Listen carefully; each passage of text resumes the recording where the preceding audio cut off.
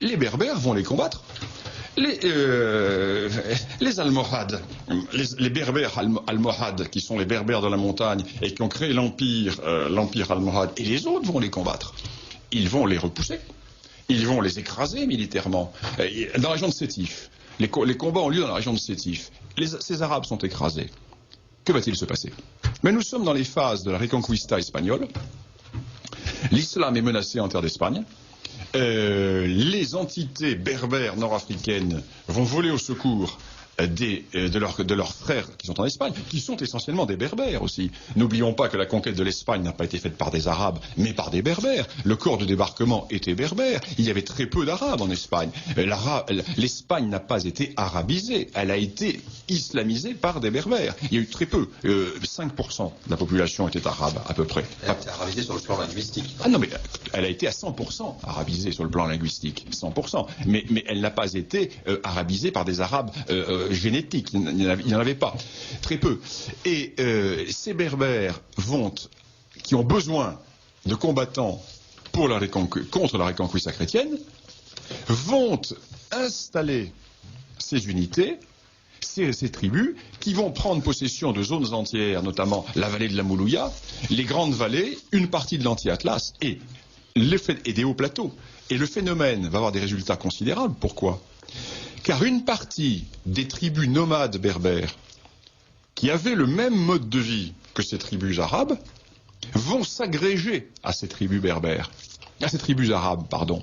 Et l'on voit à ce moment-là, effectivement, des Arabes attirer à eux des Berbères qui vont se fondre dans ces généalogies arabes, dans ces tribus arabes, et l'on va voir des zones entières dans lesquelles les Arabes vont devenir dominants, et dans lesquelles le monde berbère va être complètement éliminé. On va également voir, bien entendu, une grande destruction du monde agricole berbère, et un repli d'une partie des Berbères vers les montagnes, parce que ces tribus vont avoir un rôle dévastateur quand l'État marocain, ou quand les divers États de l'Afrique du Nord vont entrer en décadence, ces nomades vont prendre le dessus sur les populations sédentaires. Alors, toute la question est de savoir quel était le rapport démographique. Combien étaient les Berbères et combien étaient ces Beni Solahim, Beni Hilal, etc. L'on pense que ces envahisseurs arabes n'étaient pas très nombreux, ils devaient être entre 150 et 300 000. Alors 150 et 300 000, si les Berbères sont 10 millions, ça ne compte pas. Si les Berbères sont 3 millions, c'est déjà plus important. Alors ce que l'on peut dire, c'est qu'aujourd'hui, par les études de la génétique, qui ont été faites toujours par Lucotte, l'on sait que le fond berbère est quand même excessivement dominant dans toute l'Afrique du Nord, dans tout le Maghreb. Toute l'Afrique du Nord et surtout dans le Maghreb, avec des taux qui sont les mêmes en Algérie et au Maroc.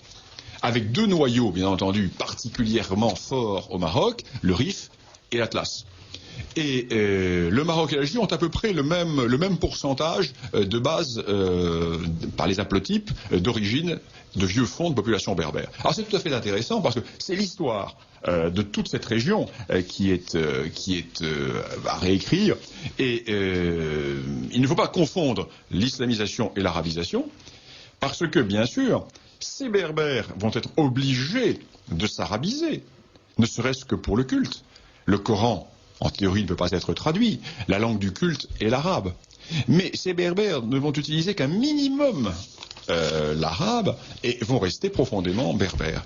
Et voilà pourquoi nous avons ces grands noyaux de zones berbères. Et le grand hiatus aujourd'hui est que l'essentiel des habitants du Maghreb d'origine berbère, et une grande partie d'entre eux pensent être d'origine arabe, ce qui est inexact. Ce sont des Arabes culturels, ce sont des Arabes religieux, par l'introduction de l'islam dont le vecteur était l'arabe, mais ce sont génétiquement des berbères. Et ceci est tout à fait important, et ceci ouvre des hypothèses, des directions de recherche tout à fait intéressantes. Quand on voit le rôle qu'ils ont eu dans les grands empires, lorsqu'on voit le rôle qu'ils ont eu dans l'Égypte, etc.